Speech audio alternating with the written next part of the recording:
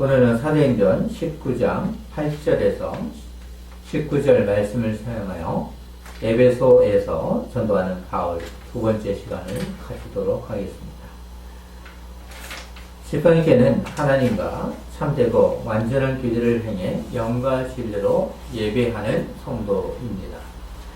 주 안에서 사귐의 공동체로 신앙생활하며 지상명령을 감당하는 교회입니다. 참된 신앙인은 하나님을 참되게 믿습니다. 그렇지만 참되게 믿지 않은 분들은 삼위 하나님을 신령으로 믿을 수 있습니다. 신령으로 믿음 생활을 하면 세상에 포로된 교회가 될 수 있습니다. 2001년도에 부흥과 개혁사에서 출판한 세상에 포로된 교회를 읽으시면 더 이해할 수 있습니다. 이 책을 통해 기복주의와 신비주의 그리고 번영신학이죠. 물든 현 시대의 교회를 냉철하게 판단하리라 믿습니다. 이 책은 미국에서 기독교와 사회 부분 골드 메달리어상을 수상하기도 했습니다. 그것만 보아도 이 책의 가치가 있습니다. 세상에 포로된 교회의 저자인 마이클 호트는 기독교 아메리카를 침식하는 존재로 비판했습니다. 그리고 성경적인 것도 아니요 세속주의에 사로잡힌 잘못된 사명 이해라고 질책했습니다. 이런 현실에서 우리는 고민해야 합니다. 성경과 복음이 교회에서 무너지지 않도록 기도해야 합니다. 교회가 해야 하는 일들을 감당해야 합니다. 그것을 특별한 계시인 하나님의 말씀을 온전하게 전하도록 노력해야 합니다. 또한 성례, 세례와 성찬이죠.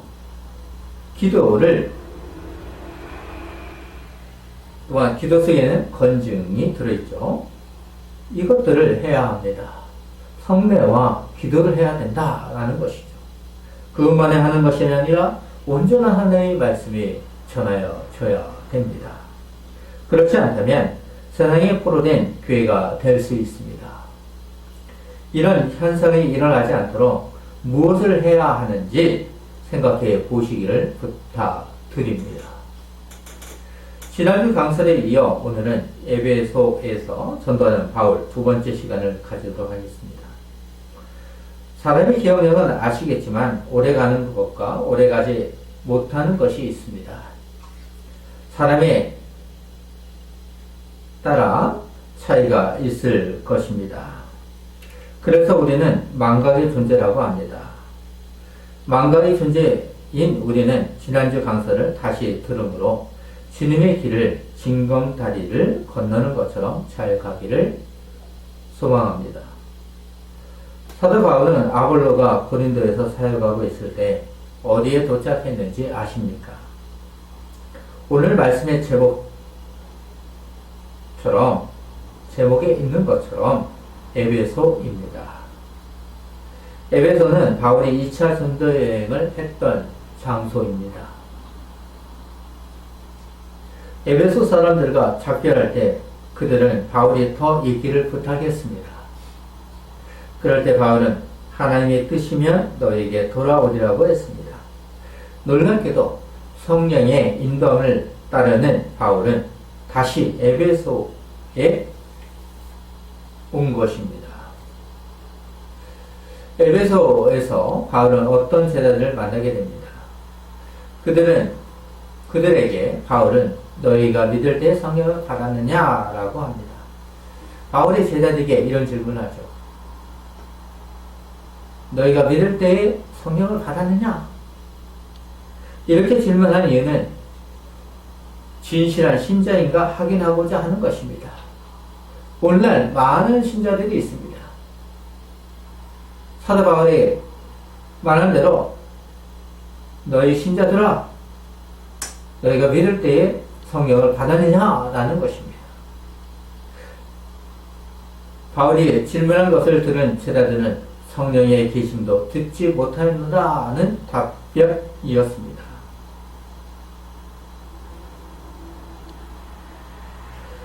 그들의 답변을 들은 바울은 계속해서 또 다른 질문을 합니다. 너희가 무슨 세례를 받았느냐입니다. 제자들은 요한의 세례라고 했습니다. 자세히는 알 수 없지만 추측하며 이렇습니다. 실제로 요한으로부터 세례를 받았던가 아니면 소문으로 들었을 것입니다. 요한의 세례만 알고 있는 제자에게 바울은 무엇이라고 하였습니까? 요한이 회개의 세례를 베풀며 백성에게 말하되 내 뒤에 오시는 이를 믿으라 하였으니 이는 곧 예수라고 했습니다. 오늘 우리에게도 질문을 던진다면 예수님을 믿습니까? 이렇게 질문해 볼 수 있겠죠. 왜냐하면 요한의 세례를 알고 있고 예수님도 알고 있죠.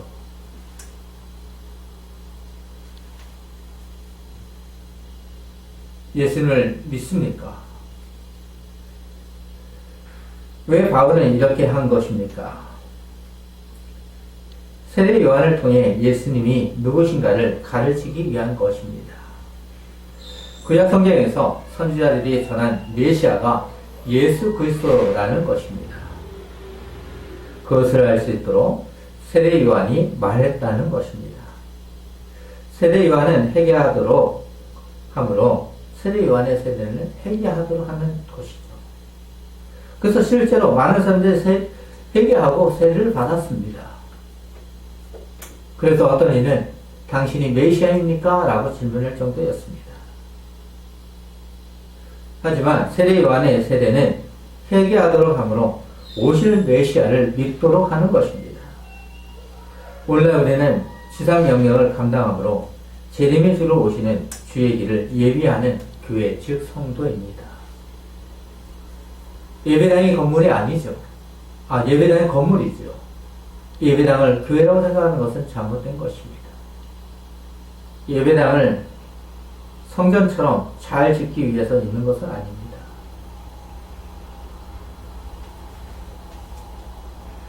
사도 바울의 말을 들은 제자들은 주 예수의 이름으로 세례를 받았습니다. 참되게 믿었기 때문에 세례를 받은 것입니다. 바로 그때 세상 사람들이 이해하지 못하는 놀라운 일이 일어납니다. 성령이 그들에게 임하심으로 방언도 하고 예언도 합니다. 이 사건을 통해 세례 요한이 예언한 것이 이루어졌다는 것을 다시 재확인하는 것입니다. 우리는 알고 있습니다. 오순절 성령 강림을 통해 주님께서 당신님의 교회를 이루시고 있다는 것입니다. 지난주에 이어 에베소에서 전도하는 바울을 강서를 듣도록 하겠습니다. 오늘 본문 8절을 보시면 바울이 해당에 들어가 석 달 동안 담대히 하나님 나라에 관하여 강론하며 권면하되 역시 바울입니다. 전도 여행을 하며 늘 해왔던 일을 한 것입니다. 해당에서 석 달 동안 무엇을 하였습니까? 하나님께서 여호수아에게 말한 것처럼 바울에게도 함께 하셨습니다. 그렇기 때문에 담대함으로 석 달 동안 해당에서 하나님 나라 강론, 즉 강설한 것입니다. 강론만 한 것이 아니라 권면도 하였습니다. 사도 바울은 2차와 3차 전도여행은 사실 힘이 없었죠. 1차와 2차는 약간의 여정의 힘이 있었지만 3차 전도를 시작할 때는 여정의 힘도 없었습니다. 그런 것을 보면 에베소에 도착했을 때 쉬고 싶었을 것입니다. 육신은 피곤했을 것입니다. 육신이 약하였을 만도 합니다. 그런데도 그곳에 도착하자마자 석 달 동안의 복음을 강론한 것입니다. 하나님 나라를 전한 것입니다. 석 달 동안 하나님 나라가 무엇인가를 변론한 것입니다. 이것이 교회가 해야 할 일입니다. 하나님 나라는 사도 바울만이 아니라 당시 모든 그리스도인이 전해야 할 주제였습니다. 신자들이 전한 복음의 실제적인 핵심 내용입니다. 성경이 제시하는 가장 궁극적이고 역동적인 전도의 핵심 주제입니다. 하나님 나라. 하나님 나라를 믿지 않으면 죽음이기 때문에 전해야 됩니다. 이것이 바로 지상 명령입니다. 3개월이면 오랜 시간입니다. 하지만 그 중에 사도 바울이 전한 메시지에 대해 순종하지 않고 비방하는 제자들이 있었습니다. 복음을 전했지만 믿지 않아야하는 제자들이 있었다는 거죠. 과연 그런가? 사도 바울이 전하는 것이 과연 그런가? 하면서 비방했죠. 어디를 가든 이런 분들이 있습니다. 구절을 보시면 어떤 사람들은 마음이 굳어 순종하지 않고 무리 앞에서 이 도를 비방하거늘 바울이 그들을 떠나 제자들을 따로 세우고 두란노 서원에서 날마다 강론하니라. 사도 바울을 비방하는 제자들은 다른 지역보다 다른 점이 있었습니다. 사도 바울에게 고난과 핍박 그리고 물매지 등은 하지 않았습니다. 오히려 두란노 서원 오늘날로 말하면 학교 같은 곳에서 사도 바울의 강론을 듣고 있습니다. 비방을 했다면 과거 비방하는 자들은 어땠습니까? 매질을 했죠. 사도 바울이 죽기까지 내리쳤죠. 죽은 줄 알았죠. 그렇지만 결국 제자들에 의해서 강지를 타고 탈출하기도 했습니다. 하지만 에베소에 있는 제자들은 좀 달랐죠. 비방을 하면 오히려 더 비방을 해야 되는데 사도 바울에 의해서 두란노 서원에 옵니다. 두란노 서원, 오늘날로 말하면 학교 같은 곳에서 사도 바울의 강론을 듣고 있습니다. 사도 바울은 그들이 잘 이해할 수 있도록 서원에서 따로 가르친 것입니다. 사도 바울을 비방하는 자들의 마음은 단단히 굳은 마음을 가졌기 때문에 두란노 서원에서 따로 가르친 것입니다. 오늘날도 복음을 순종하지 않고 단단히 굳은 마음이라고 교회가 해야 할 일은 말씀을 온전하게 강론 즉 강설하는 것입니다. 순종하지 않는다 할지라도 온전한 말씀을 강설해야 하지요. 사도 바울의 이런 열정과 헌신은 결국 에베소에 놀라운 일이 일어나도록 합니다. 10절을 보시면 두해 동안 이같이 하니 아시아에 사는 유대인이나 헬라인이나 다 주의 말씀을 듣더라. 에베소에서 바울의 가르침은 3개월을 넘어 2년 동안 계속되었습니다. 그 결과 에베소에서 큰 결실을 이루어 많은 교회가 생겨나게 했습니다.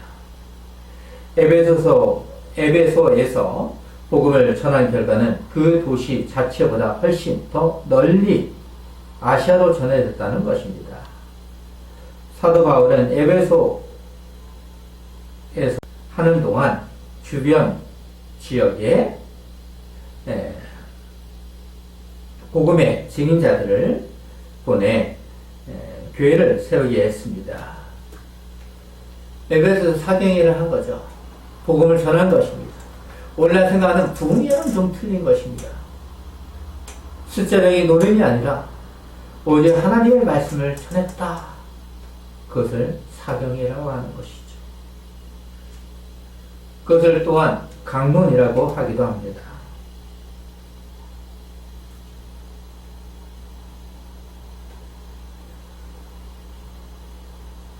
사도 바울은 에베소에서 사경하는 동안 주변에 교회를 세우게 되는데요. 학자들은 이 기간에 골로새와 히에라폴리스에 교회를 설립했다고 합니다. 그리고 우리가 잘 알고 있는 요한계시록에 언급된 서머나, 버가모, 두아디라, 사대, 빌라델비아 교회들이 설립되었습니다. 사도 바울이 2차 전대여행을 할 때 아시아로 가고자 한 것을 아실 것입니다. 그곳에서 복음을 전하고자 했지만 하나님께서는 유럽으로 인도하셨습니다. 하지만 3차 전대여행을 보시면 아시아에서 복음이 열리도록 하나님께서 하시고 있습니다. 하나님께서는 사도 바울을 통해 소아시아 일대의 교통과 상업의 중심지였던 에베소를 거점으로 활발한 전도 사역을 전개하셨던 것입니다. 우리는 바울이 말한 것처럼 생각하지만 개인의 능력이 아니라 오직 하나님의 말씀을 증거한 까닭이었습니다. 바울은 하나님의 말씀의 수종자이며 전달자였을 뿐입니다. 오늘날 많은 목회자가 자랑할 것이 아니라 하나님 앞에 수종자입니다. 그렇기 때문에 나 자신을 자랑할 필요가 없습니다. 오늘 본문을 보시면 인간의 지혜로는 당장 알 수 없지만 먼 훗날 알 수 있습니다. 바울이 하나님의 부르심을 받은 수종자였다는 것을 잘 알 수 있도록 사도행전의 저자인 누가는 11절에서 이렇게 기록합니다. 하나님이 바울의 손으로 놀라운 능력을 행하게 하시니 하나님께서 바울의 손을 통해 놀라운 기적을 행하셨다는 것입니다. 행하게 하다라는 이 안료 시대는 바울이 말씀을 전하는 사역 동안 늘 한결같이 계속해서 한마음 한뜻으로 하나님께서 그의 손을 통해 놀라운 능력을 행했다입니다.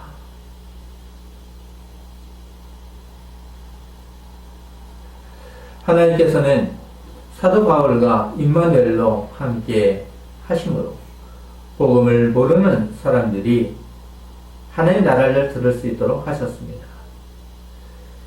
바울을 통해 하나님께서는 당신의 나라를 전하도록 하셨습니다. 하나님의 능력은 우연히 발생하는 기적이 아니라 특별하면서도 초자연적인 능력이 개입된 기적이었음을 의미합니다. 바울의 기적은 사람의 능력이나 수완 때문이 아니라 오직 하나님의 자유로우신 뜻과 의지로부터 유대하고 있음을 늘 명심해야 합니다. 인간의 마음에 따라 할 수 있는 것이 아닙니다. 하나님께서 에베소에서 사역하는 바울과 함께 하시고 있다는 것을 누가는 12절에서 기록하고 있습니다. 심지어 사람들이 바울의 몸에서 손수건이나 앞치마를 가져다가 병든 사람에게 얹으며 그 병이 떠나고 악기도 나가더라. 하나님께서 바울과 함께하고 있다는 증거를 보여주신 것입니다. 세상 사람들이 사용하는 마술 도구가 아니었습니다. 하나님께서 사도 바울을 통해 당신님의 강력한 임재를 아주 강하게 드러내기 위한 것입니다. 하나님께서는 무생물 매개체를 사용하여 즉 손수건이나 앞치마를 가지고 치유의 능력을 행하셨습니다. 11절에서 언급된 직접적인 능력의 결과가 무엇인가를 기록합니다. 11절에서 언급된 직접적인 능력의 결과가 무엇인가를 생각해 보십시오. 사도 바울이 사용한 손수건과 앞치마만 가져다가 얹기만 해도 어떠합니까? 치유가 일어난 것입니다.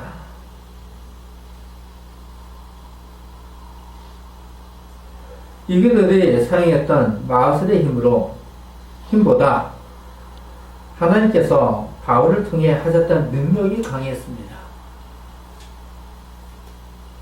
분명하게 다른 것이죠. 에베소는 고대로부터 주술과 마법의 대명사로 유명했기 때문입니다. 바로 그곳에서 하나님의 놀라운 능력이 나타난 것입니다.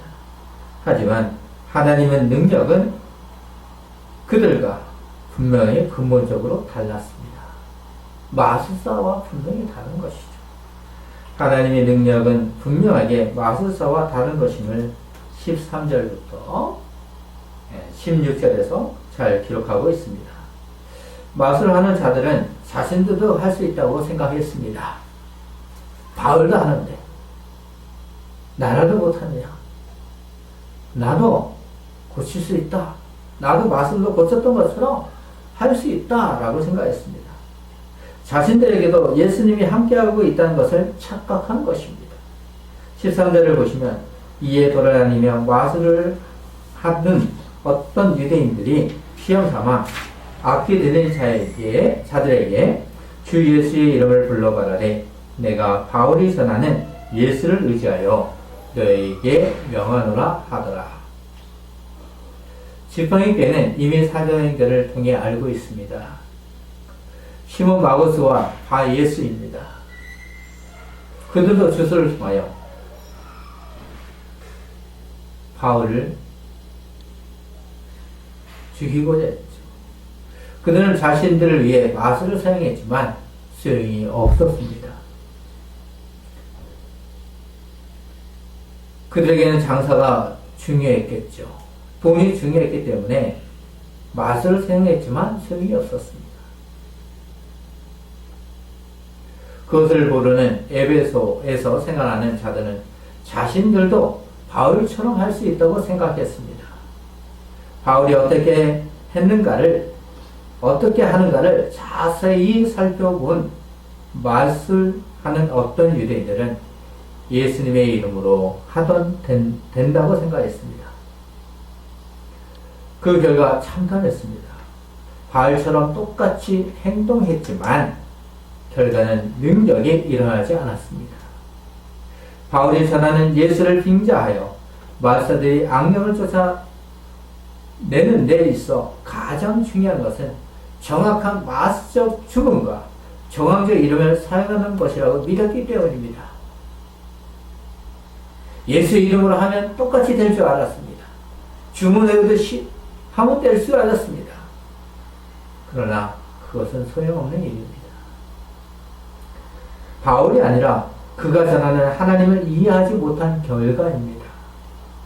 이처럼 살아간 사람은 하나님을 모르기 때문에 사람의 명성이 중요했던 것입니다. 사람의 명성이 중요하기 때문에 어떠합니까? 바울을 이용하면 되겠습니까? 천주교의 성당에서 참석하는데 사람들의 세례명을 요한이라고 하기도 하고 성인들의 이름을 따서 주기도 합니다. 그런다고 그가 성인처럼 됩니까? 성인의 세례명을 가지고 있다고 해서 구원을 받습니까? 사람의 명성이 중요한 것이 아니라 진실로 하나님을 믿느냐 안 믿느냐가 중요한 것입니다. 누가는 많은 마술사 중에 유대인의 한 제사장의 아들들을 기록함으로 사실이었다는 것을 분명히 합니다. 14절을 보시면 유대의 한 제사장 스게와의 7 아들도 이 일을 행하더니 제사장 누구의 아들이었습니까? 스게와의 아들 7명입니다. 자신들도 제사장의 명문이니 바알처럼 할 수 있다고 생각한 것 같습니다. 참으로 안타깝고 부끄러운 일입니다. 사도 바울처럼 하나님 나라를 무엇인가를 전해야 하는 제사장의 아들입니다. 하지만 자신들의 사악한 행동을 간두지 못하고 오히려 예수님의 능력을 힘입어 자신들이 지금까지 행하던 사악한 일들을 계속하고자 했습니다. 성경의 참뜻을 이해하지 못하면 이처럼 될 수 있습니다. 이런 일을 하는 제사장의 아들들에게 놀라운 일이 일어납니다. 15절을 보시면 악기가 대답하여 이르되 내가 예수도 알고 바울도 알거니와 너희는 누구냐 하며 넌 누구냐 입니다. 하나님이 아니라 악기가 제사장의 아들들에게 한 말입니다. 제사장의 아들이 예수의 이름을 빙자하여 악기를 몰아내고자 했지만 오히려 악기가 너희는 누구냐 입니다. 너희는 누구냐? 믿는 신자들에게 너희는 누구냐? 너희는 참된 신자냐? 하나님의 사람이냐? 예수를 믿는 사람이냐? 라는 것이죠. 믿지 아니하는 자들 있잖아요. 제사장의 아들들 할지라도 넌 누구냐?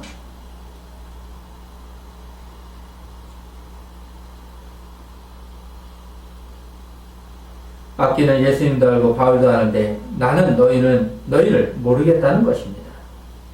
제사장의 아들들은 바울이 전한 메시지를 모르기 때문에 악기로부터 이런 음성을 듣는 것입니다. 예수님과 바울은 인정했지만 그들은 인정하지 않았습니다. 오히려 악기로부터 반문을 당하고 있습니다. 악기 즉 귀신으로부터 제사장의 아들들은 무시를 당하고 있습니다. 아이러니하게도 제사장의 아들들은 악을 행하는데 오히려 악기로부터 징벌을 당합니다. 오히려 사단이 좋아하잖아요. 거짓으로 이렇게 하는데 더 좋아야 되는데 오히려 사단으로부터 악기로부터 징벌을 당하고 있습니다. 예수님을 알지도 못하는 자들에게 그리고 예수님의 이름을 이용하여 사용하는 자들에게 징벌하는 것입니다. 16절을 보시면 악기 들리는 사람이 그들에게 뛰어올라 눌러 이기니 그들이 상하여 벗은 몸으로 그 집에서 도망하는지라. 사도 바울은 자신을 이용해 악기를 몰아내고자 했던 자들과 변론할 필요도 없었습니다. 왜 그렇습니까? 악기가 7 협착군 모두를 제압했습니다. 그런 후 악기는 그들에게 주권을 행사하여 저항도 못하게 했습니다. 또한 벗은 몸으로 겨우 도망쳐 가도록 했습니다. 사도 바울의 이름을 이용하여 악기를 제압하려고 했지만 오히려 자신들이 제압을 당했습니다. 이런 모습을 보면 사람은 참으로 타락한 존재라는 것을 알 수 있습니다. 오늘날 우리가 볼 때 육계, 상계, 통계처럼 보일 수 있습니다. 하지만 자신들의 마음을 돌아볼 필요가 있습니다. 예수님을 참으로 믿지 않으면서 자신들의 욕망을 채우기 위해 주님의 권위와 이름을 함부로 사용할 수 있습니다. 우리는 어느 경우에도 예수님 그리스도의 이름이나 성경 말씀의 일부분을 주문이나 마술로 사용하면 불쌍한 것입니다. 제사장의 아들들은 모멸과 수치를 당했지만 최후 심판 때에서는 오직 영원한 형벌만 있을 뿐입니다. 제사장의 사건은 에베소에 사는 모든 사람이 알고 어떻게 했습니까? 17절을 보시면 에베소에 사는 유대인과 헬라인들이 다 이 일을 알고 두려워하며 주 예수의 이름을 높이고 에베소에서 생활하는 사람들은 망신을 당한 자들에게 있지 않았습니다. 그 사건은 사람들의 입으로 놀림감이 될 수 있는 것입니다. 하지만 사도행전의 저자는 유대인과 이방인이 이 사건을 통해 어떻게 반응하고 있는가에 초점을 두고 있습니다. 그들의 초점은 사건의 내용을 알고 두려워하며 주 예수의 이름을, 주 예수님의 이름을 높였습니다.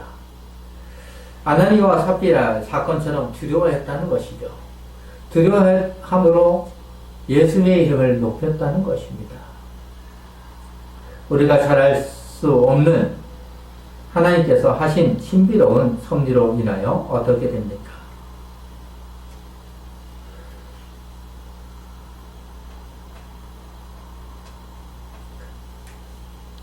18절을 보시면 믿는 사람들이 많이 와서 자복하여 행한 일을 알리며 입니다. 믿음을 가지고 있는 사람들이 와서 자신들에 대한 자복을 합니다. 자신들이 그동안 어떻게 신앙생활을 해왔는가를 스스로 고백하는 것입니다. 과거에 해왔던 일들에서 돌이키는 것입니다.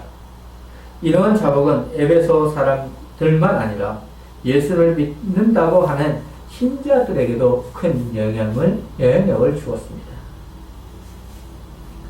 지금까지 자신들이 경험하지 못한 것을 사도 바울을 통해 하나님 나라가 무엇인가를 알았기 때문입니다. 진정한 자복은 자신의 죄를 하나님 앞에서 조금도 숨기지 않고 낱낱이 구한다는 의미를 가지고 사용되고 있습니다. 사실 자신의 죄를 자복하는 일은 쉽지 않습니다. 하지만 진정한 자복은 하나님을 경외함으로 잘 드러납니다. 하나님을 경외하는 사람은 먼저 자신의 부패와 죄성에 대해 각성하게 되며 더 나아가 주님만을 자신의 모든 죄를 해결해 주시는 것을 깨닫고 그 죄를 주님께 고백하게 됩니다. 주님께 고백한다는 것은 해결한다는 것입니다. 과거를 돌이키고 오직 하나님만을 믿겠다는 것입니다. 그렇게 함으로 우리는 주님과 함께 신뢰함으로 교제할 수 있습니다. 일반인이 이렇게 자복하고 있습니다. 그런데 더 놀라운 것은 마술하던 자들입니다. 19절을 보시면 또 마술을 행하던 많은 사람이 그 책을 모아 가지고 와서 모든 사람 앞에서 불사느니 그 책값을 계산한 즉 은 5만이나 되더라. 자신의 생각해왔던 마술책을 불태운 것이죠. 마술하던 많은 사람들이 자신들의 책을 가지고 왔습니다. 그런 후 모든 사람 앞에서 불에 태웠습니다. 마술사가 자신들을 위해 주술과 비법 등이 기록된 책을 불태워 버렸습니다. 어쩌면 자신들만의 소중한 정보가 있었을 것입니다. 하지만 자신의 죄를 알고 있는 그들은 책을 불에 태웠습니다. 자신의 죄를 알았기 때문입니다. 그 책값이 은 5만이었습니다. 오늘날로 한 사람의 시간당 15,000으로 계산하면 60억 정도 됩니다. 이런 것을 생각하면 엄청난 사건입니다. 제사장의 7 아들의 사건은 놀랍게도 하나님 나라를 전하도록 하는 도구가 되었습니다. 마술사들은 자신들이 해오던 일은 쓸데없는 일이며 우상으로 생각했습니다. 하지만 바울이 전한 하나님 나라를 안 후 자신의 죄를 자복했습니다. 에베소 사람들의 자복은 예수 그리스도가 누구신가에 대한 반응이었습니다. 오늘 복음이 강서될 때, 강론될 때 반응해야 될 것은 무엇입니까? 사도 바울은 어느 지역을 가든지 해당에 들어가 강론하였습니다. 에베소에 와서도 같은 일을 하였습니다. 다른 도시에서 해왔던 일들을 자연스럽게 에베소에 와서도 같았습니다.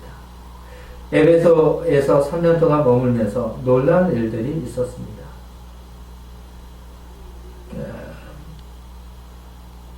사도 바울이 하나님 나라를 증거해도 잘 알지 못하는 제자들은 비방했습니다.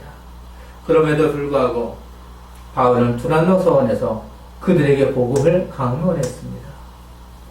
이처럼 장기간 거친 꾸준한 사역으로 말미암아 에베소는 물론 그 주변의 성읍까지 복음이 확장되어 나가는 풍성한 결과를 거둘 수 있었습니다.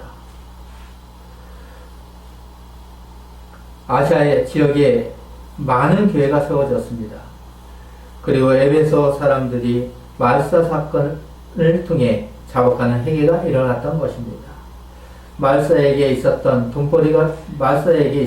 돈벌이가 중요했고 자신들의 명예가 중요했습니다. 그래서 예수님의 이름과 바울의 이름을 이용하여 악기를 몰아내고자 했습니다. 예수님의 이름에 대한 참뜻과 하나님 나라를 알지 못했습니다. 예수님을 알지 못한 결과였지만 하나님께서는 당신의 섭리로 사도 바울을 통해 증거하도록 했습니다. 마술사들이 행한 결과는 복음이 뿌리 내도록 했습니다. 자신들이 바울과 예수의 이름을 함부로 사용했다가 자신들은 벗은 몸으로 도망하였습니다. 아킬로부터 큰 봉변을 당한 사건은 오히려 에베소 사람들에게 교회가 세워지도록 했습니다. 신약성경도 구약성경도 마술하지 말라고 하셨습니다. 기도할 때 어떤 문구를 반복하여 외우는 것은 마치 중언부언하는 것과 같습니다. 말사는 왜 주문을 외우듯 반복하는 것입니까? 마술의 이런 반복적인 행동은 효력이 있다고 생각했기 때문입니다. 하지만 사도 바울이 전한 메시지의 흐름은 오히려 예수님의 복음이 전하여지도록 했습니다. 오늘날과 같이 과학과 문명이 발달된 시대에 더 그럴 수 있습니다. 이런 시대에 신자들은 바른 말씀, 바른 신학, 다른 교회를 갈 수 있도록 힘을 다해야 합니다. 말씀처럼 예수님을 영접한 그들은 자신들의 책을 태워버리고 회개했습니다. 회개함으로 예수 그리스도의 열매를 맺을 수 있는 길을 걷고자 하는 것입니다.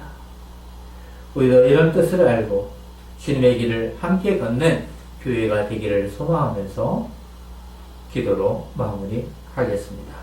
기도